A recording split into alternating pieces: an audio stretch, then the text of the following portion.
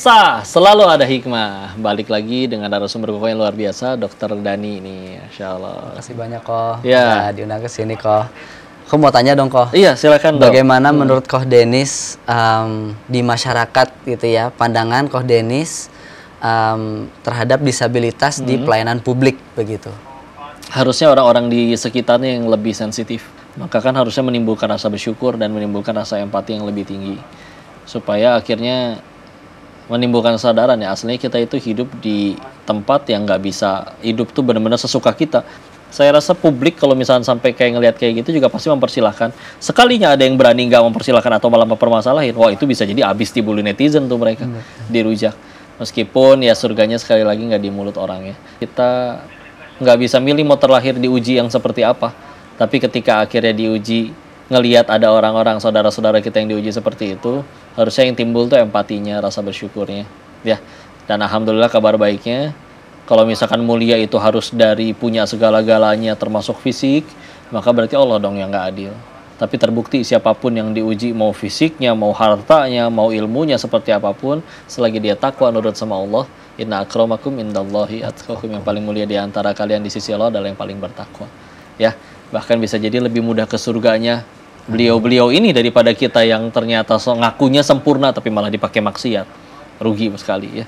Ya Masya Allah. Begitu dok kalau dari sudut pandang saya. Makasih banyak kok. Saya juga masih penasaran nih peran-peran dari keluarga, orang tua atau mungkin kakek nenek atau sekarang juga sudah ada anak dan istri ya, dalam perjuangannya dokter nih sampai istilahnya nggak puas cuman sampai jadi dokter saja, tapi juga pengen ada manfaat selanjutnya. Bagaimana sih peran-peran mereka? Betul kok. Alhamdulillah sejak saya diamputasi, peran orang tua, saya punya adik 3 laki-laki semua, mereka support untuk saya dapat menjalankan hidup sebagaimana orang non disabilitas begitu.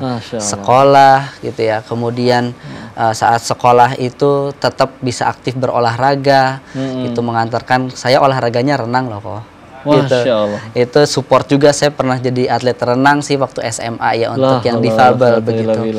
Kemudian saya juga disupport, saya mau jadi dokter meskipun sempat tadi ada penolakan, tapi jadi dokter gigi berhasil gitu. Alhamdulillah itu disupport keluarga juga, menguatkan saya untuk menjalankan hal-hal di kehidupan ini seperti non disabilitas. Dan sekarang termasuk istri dan anak.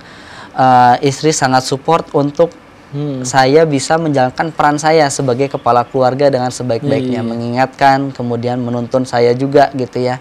Jadi hal yang baik, yang baik-baik, dan memang komitmen kami itu untuk beribadah.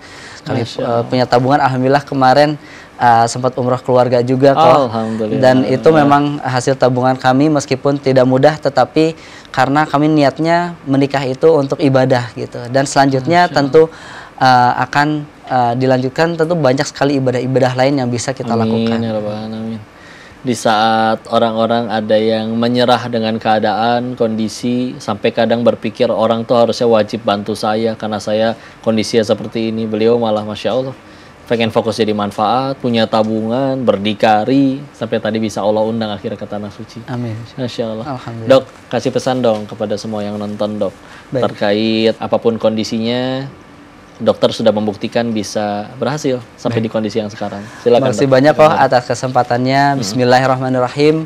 Bapak Ibu, teman-teman sekalian, bahwa apabila mungkin ada yang merasakan saat ini keluarganya, saudaranya lagi diambang keputusan diamputasi atau enggak karena kanker tulang, melakukanlah secara bijak dan minta pertolongan Allah Subhanahu wa Ta'ala agar setelah nanti diamputasi Allah lindungi, Allah bersihkan dari penyakit itu, dosa-dosanya juga Allah Subhanahu wa Ta'ala berikan ampunan seperti itu. Bagi yang sedang disabilitas dan sedang berjuang bagi kehidupannya, mintalah pertolongan pada Allah dan mintalah keberkahan agar dengan kondisi disabilitasnya menjadi jalan menuju surganya Allah Subhanahu wa Ta'ala. Mungkin seperti itu. Terima kasih banyak dokter. Alhamdulillah Koko izin mengambil kesimpulan. Pemirsa yang dirahmati Allah, kesuksesan yang paling tinggi adalah Allah ridho dan kita nyampe ke surganya Allah. Masalahnya Nabi Adam aja diusir dari surga, dosanya 1. Kita pengen ke surga emang dosanya 1. Jadi aslinya kita pengen ke surga itu kehalangan kelakuan kita sendiri. Tapi ditolong sama Allah akhirnya ada yang dimudahkan untuk jadi lebih mudah ke surganya Allah. Salah satunya bisa jadi adalah diuji fisik, nggak minta seperti ini, kejadiannya seperti ini. Maka bisa jadi kalau kita nyampe surganya Allah itu bukan karena ibadah kita, tapi karena sabarnya kita ngadepin ujian selagi waktu di dunia. Dan kalau melihat itu pada narasumber kita yang luar biasa hari ini, sampai karyanya, sampai perjuangannya, inspiratif banget. Oh, ngucapin makasih banyak sekali lagi pada dokter ini. Saya doain saya juga mudah-mudahan bisa jadi kebaikan seperti dokter. Amin, ya. Dan mudah-mudahan ini bisa menjadi inspirasi bagi semua yang nonton. Untuk itu kita doakan beliau dan kita akan ketemu lagi nanti di acara sah selanjutnya dengan narasumber yang juga tidak kalah luar biasa. Sampai jumpa di episode selanjutnya, tetap di sah. Selalu ada hikmah. Assalamualaikum warahmatullahi wabarakatuh. Waalaikumsalam.